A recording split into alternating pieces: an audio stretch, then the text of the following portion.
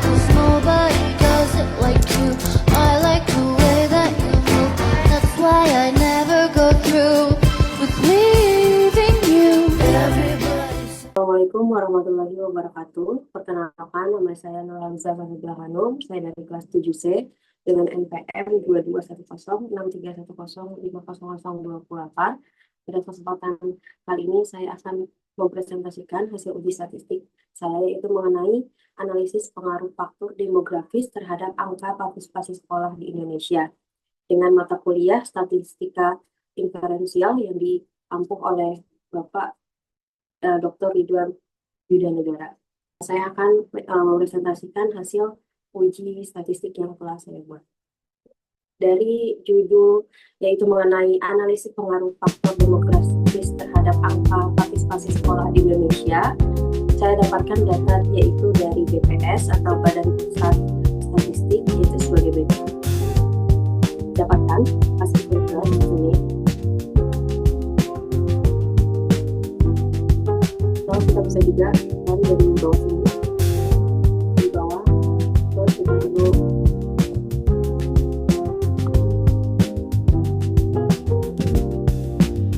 Dari sini kita langsung ngambil ke demografi, yaitu klik di bagian pendidikan. Selanjutnya kita cari data kita yang pertama, yaitu angka partisipasi sekolah per provinsi atau kabupaten kota di Indonesia. Itu kita andaikan sebagai variabel Y. Kita cari datanya di sini, ini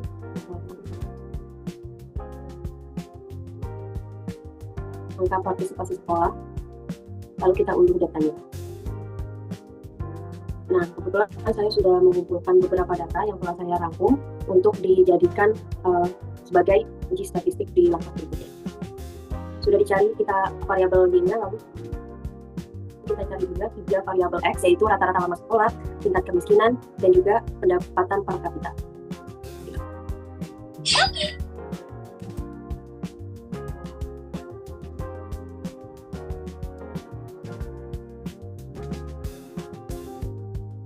Selanjutnya, saya juga sudah mengelompokkan beberapa data yang telah dirangkum, yaitu data dari BPS tadi. Kita lihat di sini X1 yaitu sebagai rata-rata lama sekolah, X2-nya itu presentasi penduduk miskin PO menurut provinsi dan daerah dalam jumlah persen. Di sini berjumlah 38 provinsi, yaitu dari Aceh hingga ke Papua Pegunungan. Plus di bagian presentasi penduduk miskin ini dibagi menjadi presentasi perkotaan, pedesaan, dan jumlah. Di sini yang strip-strip ini adalah semester 1, semester 2, dan jumlahnya. Di sini rata-rata yang dapat kita lihat itu jumlah di semester 1-nya, yaitu misalkan di Aceh dari jumlah perkotaan dan pedesaan mendapatkan jumlah 12,33. Sedangkan untuk data yang ketiga yaitu X3, yaitu mengenai produk domestik regional bruto PDRB per kapita atas dasar harga berlaku 1.000 dalam bentuk rupiah. Bahkan di sini Aceh yaitu 43.000, hingga di sini kita dapatkan data ke Papua Pegunungan. Ini untuk data yang X. Selanjutnya di sini kita dapat juga angka partisipasi sekolah APS menurut provinsi dan kelompok umur. Disajikan data dari umur 7 sampai 12 tahun, 13 sampai 12 tahun, 16 sampai 18 tahun, dan juga 19 sampai 23 tahun. Dari sebuah data ini kita dapatkan rata-rata misalkan di Aceh 78,3875. Seperti itu. Baik, setelah kita menyusun model regresi di mana terdapat Y-nya yaitu angka partisipasi sekolah, X1 yaitu rata-rata lama sekolah, dan juga X2 tingkat kemiskinan, X3 pendapatan per kapita. Selanjutnya kita lanjutkan dengan uji asumsi, yaitu dengan menggunakan uji normalitas residual. Selanjutnya polinearitas, yang ketiga heterogeneisitas. Di sini untuk input yang bagian Y, range-nya kita copy dari atas sampai bawah, dari menu B 5 sampai 42, begitupun X-nya dari X1, X2, X3 kita klik labels, new worksheet, dan OK. Di sini adalah hasil dari residual output. Hasilnya langsung kita copy paste aja di bagian uji normalitasnya.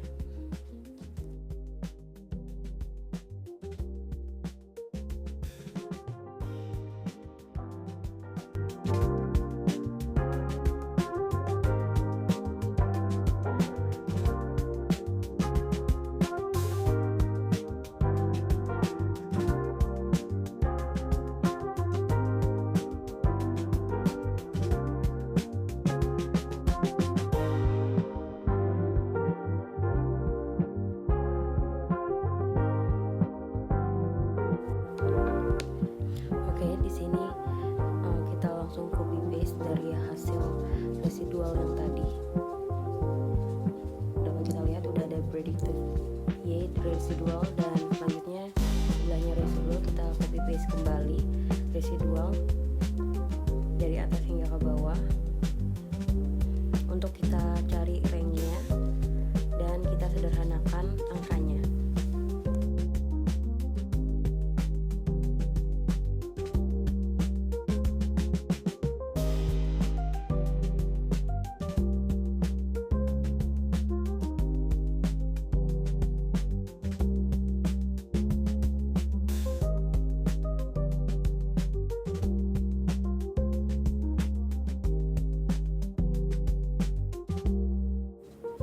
Setelah kita copy paste angkanya, kita klik format cell, terus kita ubah desimalnya menjadi 3 seperti berikut. Selanjutnya kita tuliskan frekuensi. Untuk frekuensinya kita masukkan 1. Sebenarnya kita tuliskan juga frekuensi kumulatifnya. Kita copy paste 1 hingga ke bawah, sedangkan untuk frekuensi kumulatif kita copy paste 1 sesuai urutan yang ada, yaitu 38.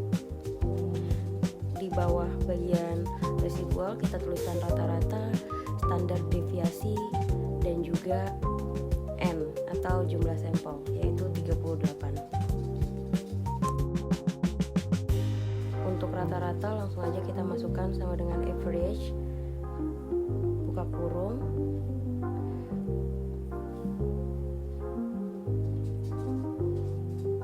langsung kita copy paste menu yang residual, tutup kurung. Untuk standar deviasi rumusnya adalah sama dengan STDEF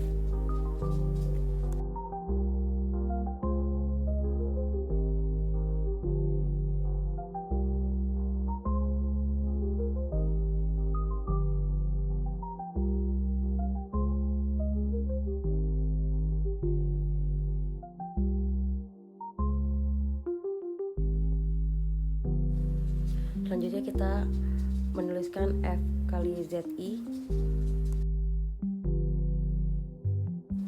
Kita masukkan rumusnya sama dengan norm dis, buka kurung,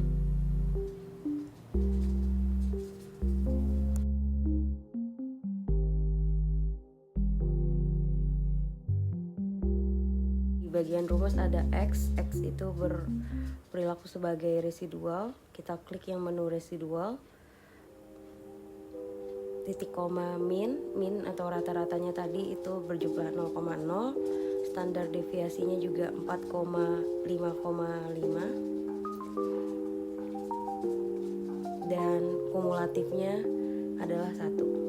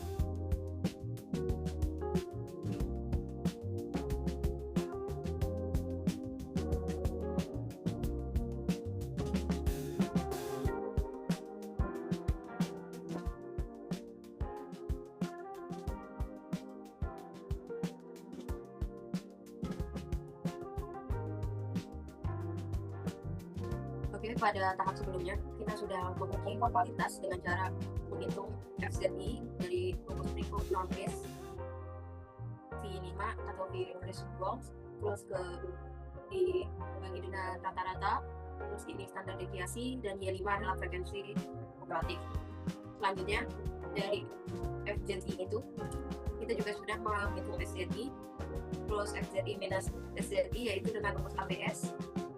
Kita dapat kesimpulan bahwa nilai Lmax atau T hitung atau L hitung itu 0,973, sedangkan L 0,5 nya berada di 0,145. Dengan kesimpulan berikut, dasar pengambilan keputusan, karena T hitung atau L hitung ini lebih kecil daripada T tabel, maka angkanya berdistribusi normal.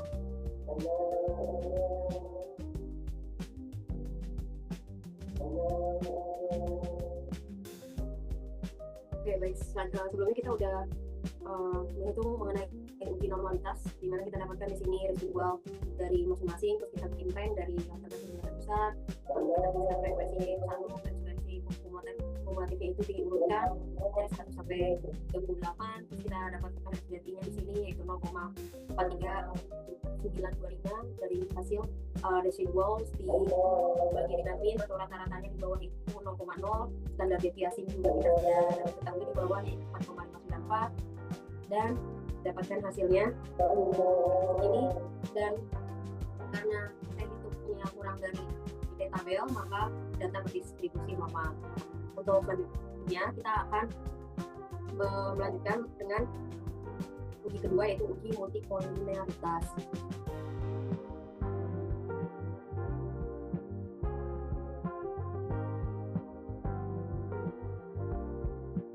Sama seperti sebelumnya, kita klik bagian data analysis, terus kita tapi pilihnya menu correlation, terus kita input range-nya yang di bagian X1, X3, bagian columns, label, inverse row-nya juga kita klik semuanya, lalu kita klik OK.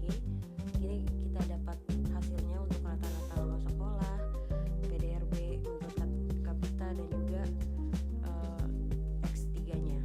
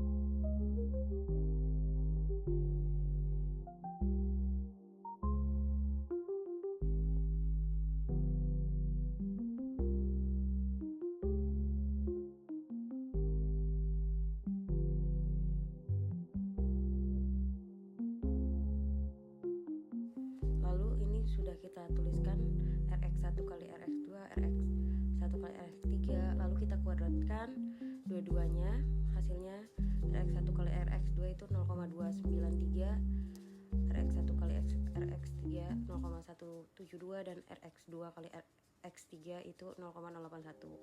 Untuk nilai tolerance kita menggunakan rumus 1 min R kuadrat, dan VIF sama dengan 1 dibagi tolerance hasil yang sebelumnya. Lalu kita copy paste ke bawah.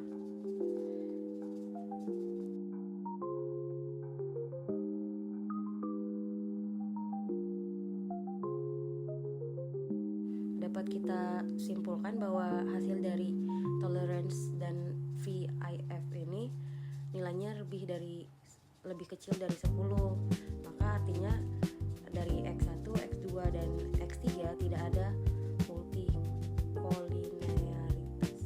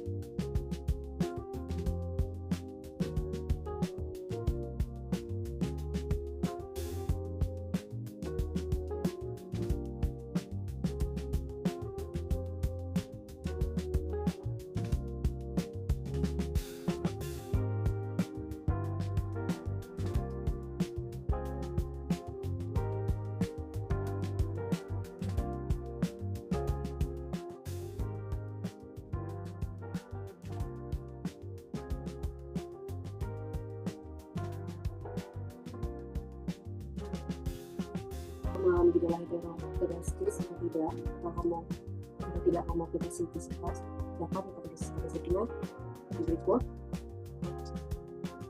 Jika value lebih dari apa maka hal optimal, hal ini berarti data tidak mengalami gejala heterogenesitas.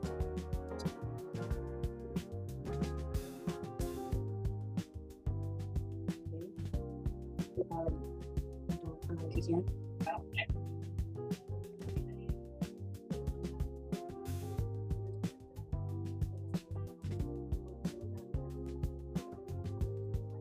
Kesimbangan residual yang kita pilih ini bukan dari data kita tapi data dari hasil dari normalitas seperti data terus dari data.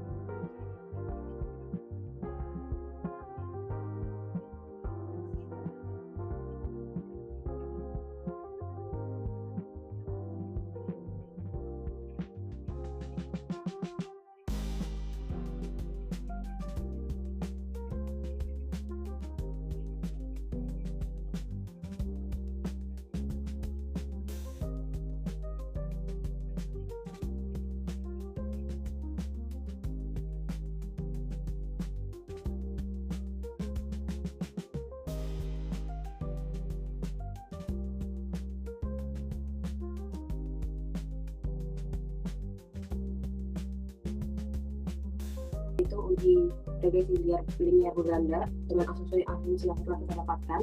Tadi kita lihat di sini untuk cara yang pertama, itu kan kita masukkan S1, S2, S3-nya, nomor S1 dikali Y, S2 dikali Y, dan S3 kali Y. Dan untuk yang di sini, karena kita sudah tidak memakai S4, jadi kita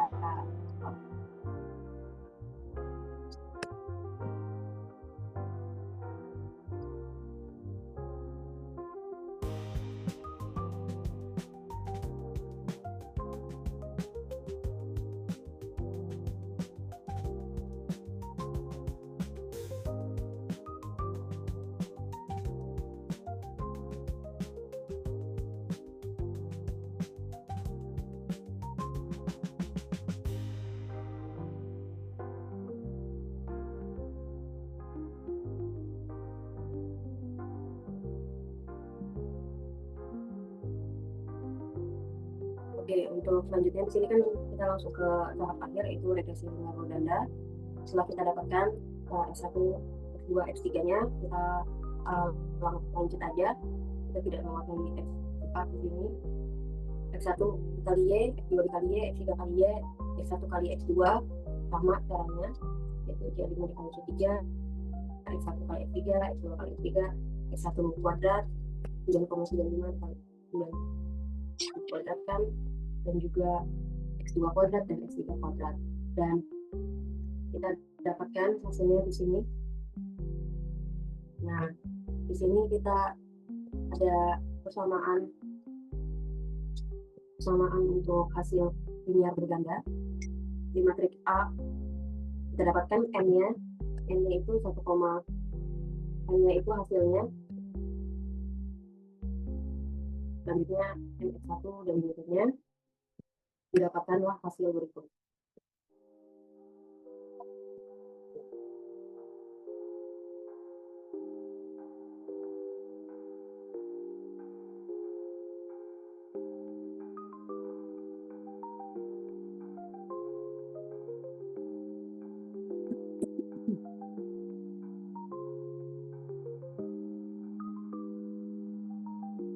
Sekian pemaparan presentasi dari saya berdasarkan hasil analisis regresi linear berganda terhadap variabel angka partisipasi sekolah (APS) sebagai variabel dependen dan faktor demografis yang terdiri dari rata-rata tahun sekolah, tingkat kemiskinan, pendapatan per kapita sebagai variabel independen diperoleh beberapa kesimpulan sebagai berikut.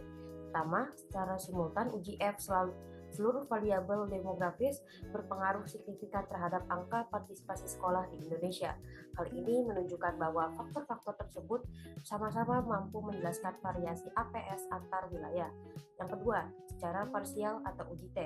Rata-rata lama sekolah berpengaruh positif dan signifikan terhadap APS. Semakin tinggi rata-rata lama sekolah, maka semakin tinggi pula partisipasi sekolah. Yang kedua, tingkat kemiskinan. Tingkat kemiskinan berpengaruh negatif dan signifikan. Artinya, semakin tinggi tingkat kemiskinan suatu wilayah, maka semakin rendah partisipasi sekolahnya.